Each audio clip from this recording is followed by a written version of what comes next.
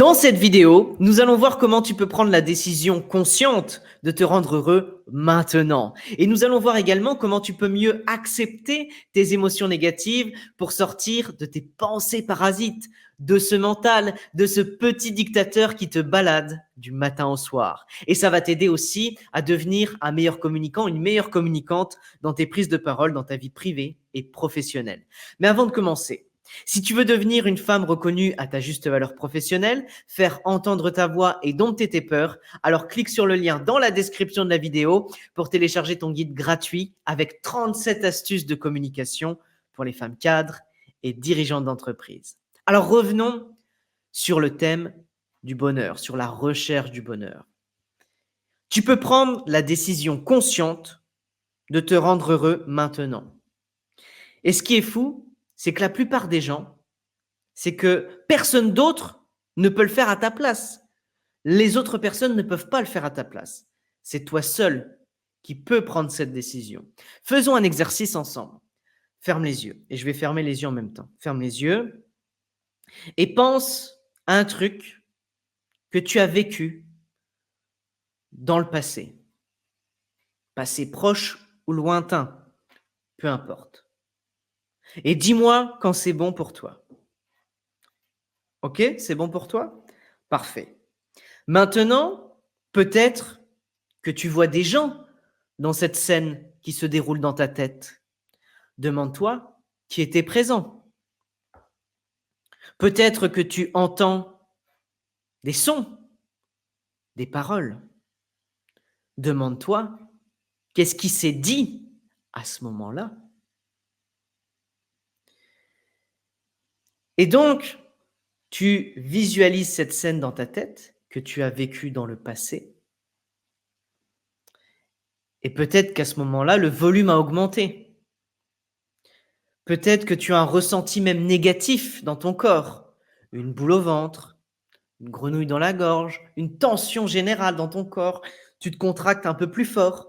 Et selon l'intensité de cette expérience négative pour toi, tu vas la ressentir en conséquence dans ton esprit. Et c'est la raison pour laquelle tant de personnes ont soudain un mal de tête, une boule au ventre, une grenouille dans la gorge. Maintenant, je t'invite à ouvrir les yeux pour te dire une chose essentielle. Le ressenti physique est toujours précédé d'une pensée. Tu vas avoir une pensée négative qui arrive dans ta tête, tu y crois fermement et le corps réagit. Tu as un ressenti physique. Boule au ventre, grenouille dans la gorge, tension musculaire, du stress, un ressenti physique. Et en réalité, ce ressenti physique, il est là pour te dire « Attention, tu n'es pas dans la réalité. Tu es encore dans ton mental, dans tes pensées, dans ces 60 000 à 80 000 pensées par jour. » Ça, c'est des études en neurosciences qui ont été faites et qui ont dit que nous avons entre 60 000 à 80 000 pensées par jour. Tu imagines? Et dont 80% sont à jeter à la poubelle parce que ça concerne des choses qui sont déjà finies. Par exemple, tu as eu un problème au travail, mais tu n'arrêtes pas d'y penser. Mais à quoi ça sert? Parce que c'est déjà fini. Et ce que la plupart des gens ne réalisent pas ou oublient tout simplement, c'est que nous sommes des êtres hautement émotionnels. Et ça signifie que toutes les expériences de vie négatives que tu as faites, elles sont enregistrées au niveau émotionnel. Et c'est pourquoi les gens attrapent soudainement des maladies, alors qu'ils ne devraient pas les attraper normalement. Et ça, c'est ce que l'on appelle l'émotion non vécue.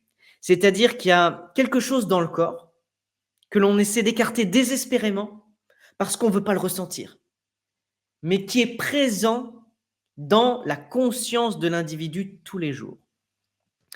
Savais-tu, par exemple, que la plupart des crises cardiaques en semaine ont lieu le lundi matin? Il y a une étude, selon l'étude qui a été réalisée en juin 2023 par les médecins du Belfast Health and Social Care Trust et du Royal College of Surgeons, le lundi matin, c'est le jour où il y a le plus de crises cardiaques. Le lundi matin, c'est le jour où il y a le plus de crises cardiaques. Pourquoi? Parce que l'esprit dit: «Oh mon Dieu, le travail, j'ai plus du tout envie de le faire. Oh non, j'en peux plus». Et là, tu te rends compte quand même, la plupart des crises cardiaques ont lieu le lundi. Donc, le premier jour de travail de la semaine. Et comme le disait Albert Einstein, la question la plus importante qu'un être humain peut se poser au cours de sa vie, c'est: est-ce que l'univers est un lieu accueillant ou hostile? Est-ce que Albert pensait déjà à l'époque, et c'est ce que Albert pensait déjà à l'époque il y a 100 ans, c'est que le bonheur, c'est une question d'attitude. Si tu décides aujourd'hui d'être conscient, d'être heureux, alors tu le seras.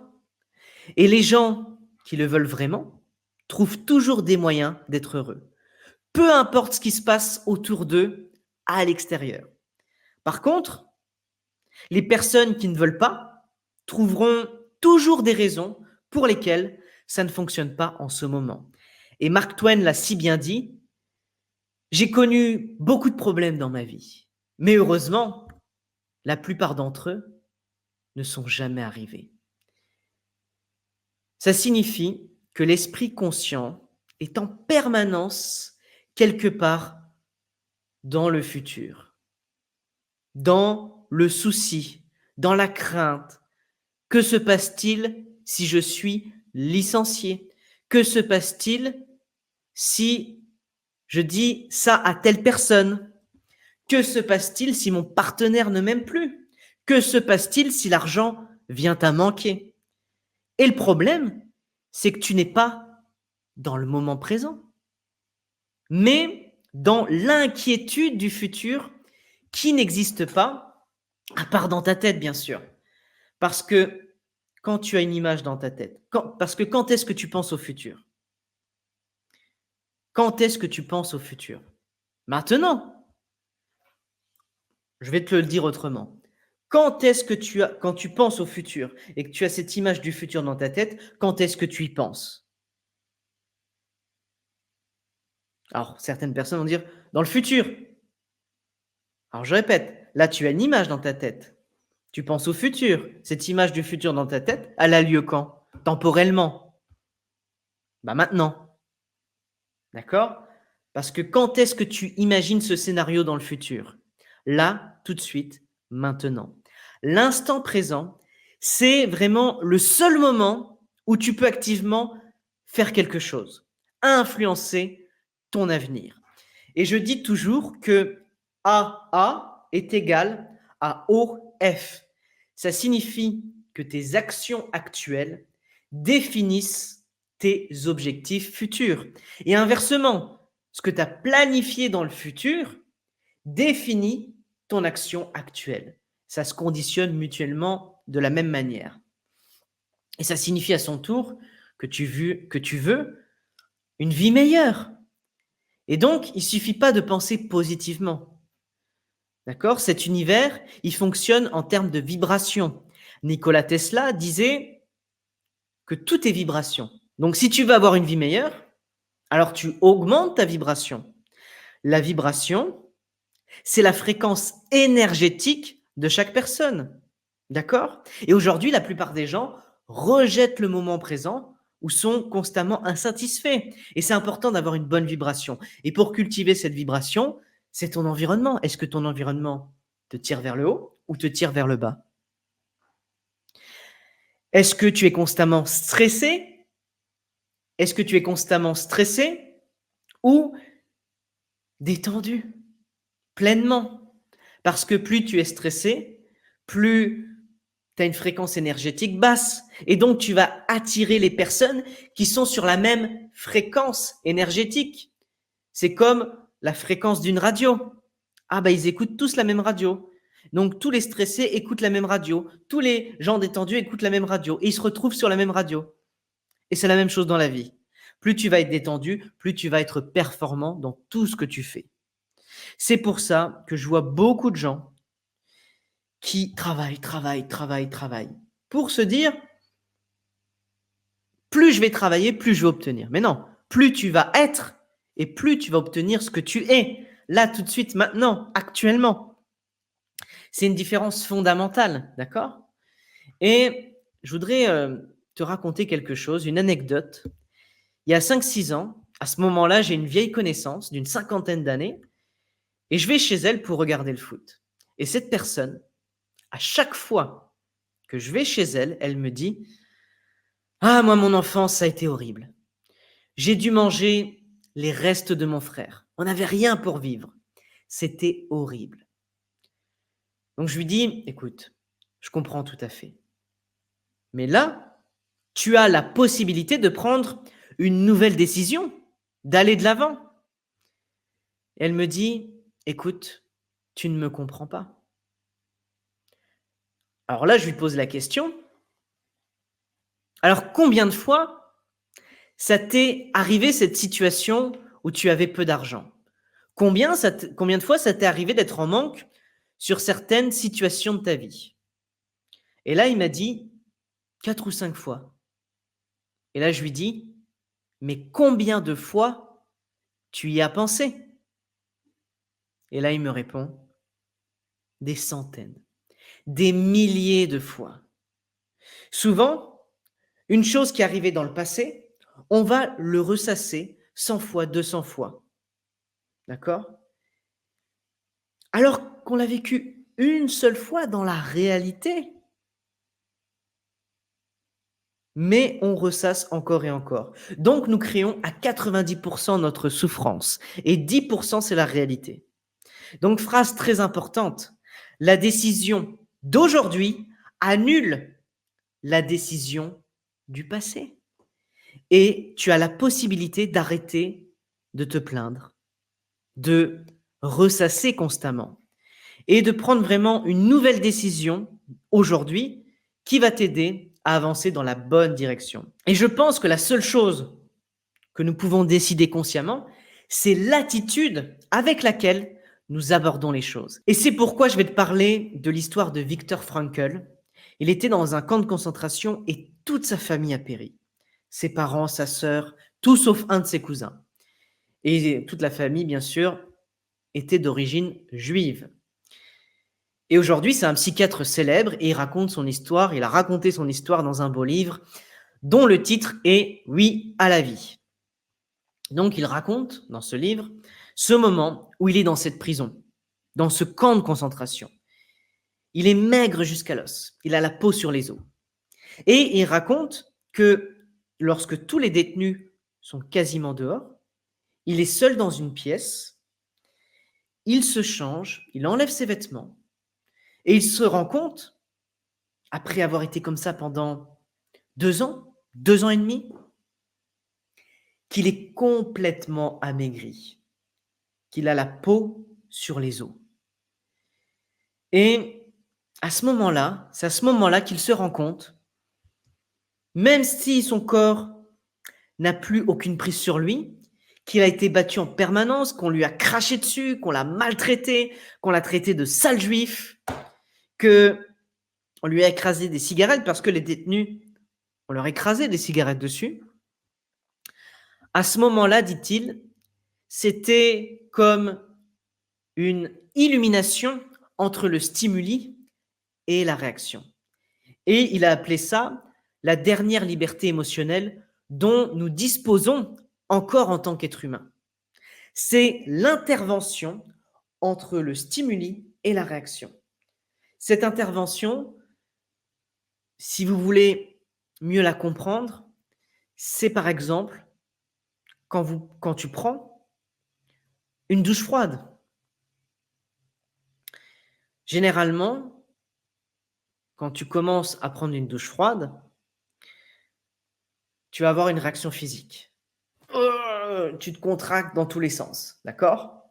Tu vas te contracter encore et encore, ce qui va pas te faire passer un bon moment et le fait de te contracter, tu vas avoir plein de pensées négatives en plus, d'accord? Et tu vas pas lâcher prise.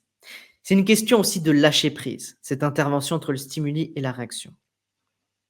Et donc, qu'est-ce qui se passe? C'est vraiment de se dire: «Bah, écoute, c'est pas moi pas moi et le froid, c'est je suis le froid. J'accepte cette sensation de froid. J'arrête de me contracter. Non, je l'accepte. Et plus tu vas accepter cette sensation de froid, plus tu vas lâcher prise derrière. Tu vas arrêter de te contracter. Et donc, ce que tu peux faire, c'est quand tu reçois l'eau, bloque ta respiration. Bloque cette réaction instantanée que tu as quand tu as du froid sur toi. Et te dire, bah non, c'est normal. Si mon corps réagit comme ça, bon, on a toujours une petite réaction quand même. Calme-toi, respire, respire. Et c'est normal, ton corps réagit comme ça, c'est tout à fait normal. Accepte le fait que ton corps réagit comme ça. C'est normal. D'accord? C'est là qu'on intervient. Et plus tu vas t'entraîner à intervenir entre le stimulé et la réaction, plus ça va t'aider à mieux gérer les émotions des autres personnes en face de toi.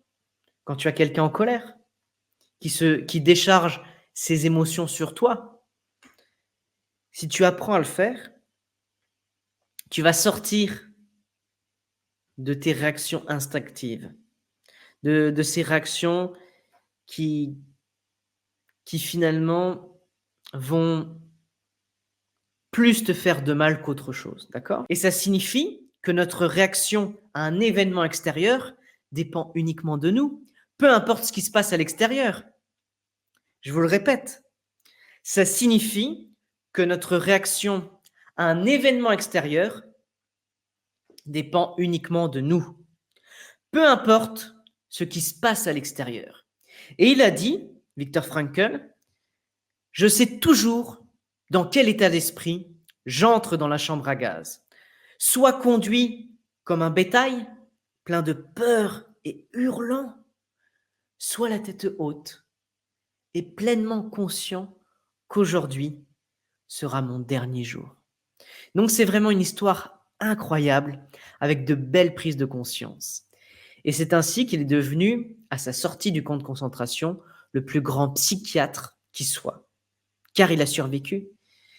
Et Viktor Frankl, il avait auparavant son propre cabinet, mais il a été envoyé par la suite dans un camp de concentration. Et il a dit que la seule chose qu'il avait maintenue en vie, c'est qu'il avait utilisé son esprit et qu'il s'était toujours imaginé comment il se sentirait lorsqu'il raconterait un jour cette situation douloureuse, ces pires moments, ce qu'il avait appris là-bas et comment il donnerait plus tard la force à ses élèves dans des moments douloureux. D'accord? Et c'est là que tout commence. Viktor Frankl vient de sortir du camp de concentration. Il commence à faire de la thérapie. Bien sûr, il ne s'agit pas, comme la plupart des gens, des connaissances apprises dans les livres, mais des connaissances expérimentées, c'est-à-dire pratiques. Et à un moment donné, ce Viktor Frankl, il a une femme qui veut venir parler dans son cabinet. Mais il a le gros problème de la gigantesque liste d'attente. Bien sûr, il a sorti son livre, énorme succès, donc plein de gens viennent le voir. Et le défi auquel cette femme est confrontée, c'est qu'elle a perdu son propre enfant dans un accident de voiture. Et comment s'est passé cet accident? C'est qu'elle était avec son enfant, qui était assis juste à côté d'elle dans le siège enfant. Et il y a une voiture qui est venue les percuter. Ils sont sortis de l'autoroute, la voiture s'est retournée et malheureusement, le bébé est décédé entre les mains de sa propre mère, assise sur le siège du conducteur. Donc tu imagines bien que la femme, elle est complètement déprimée. Elle est d'abord hospitalisée, on la bourre de médicaments pour essayer d'une manière ou d'une autre d'atténuer sa souffrance. Et ça fait déjà 3 ans qu'elle est en traitement. Et quoi que les médecins essaient, rien ne marche. Donc, qu'est-ce qu'il lui recommande? Il lui recommande d'augmenter la dose, bien sûr. Mais elle refuse car elle dit, bah, écoutez, si j'augmente la dose encore, je perdrai complètement le contact avec le reste de ma famille. Je serai quasiment morte. Je vais végéter. Donc, elle refuse de le faire. Mais que faire à ce moment-là dans cette situation? Et c'est là qu'elle entend parler de ce magicien des émotions, Viktor Frankl. Et Je suis sûr que si tu entends que cet homme a une capacité particulière à faire des miracles et de guérir les gens, bah, qu'est-ce que tu fais? Tu prends rendez-vous avec lui. Tu attends même 2 mois pour avoir l'occasion de le rencontrer. Tu te présentes le jour J. Viktor Frankl t'accueille, tu discutes avec lui pendant moins d'1 heure. Après tout, Viktor Frankl, il va t'écouter avec empathie. L'entretien se termine à peine 30 minutes, au bout de 30 minutes et ensuite tu t'apprêtes à prendre congé, il te raccompagne à la porte et à la fin, il te tend la main et te dit: «Vous savez quoi? Je vais exprimer une très grande reconnaissance et une grande estime parce que je suis moi-même père d'enfant et je peux imaginer ce que ça fait à un parent lorsque son propre enfant part soudainement avant nous et je peux le ressentir. Je suis vraiment désolé pour ce que vous avez vécu et en même temps, je voudrais vous poser une seule question. Êtes-vous prêt à payer le prix? Le prix à payer pour que, même si votre enfant est mort, il ait eu la chance de pouvoir mourir entre les mains de sa propre mère.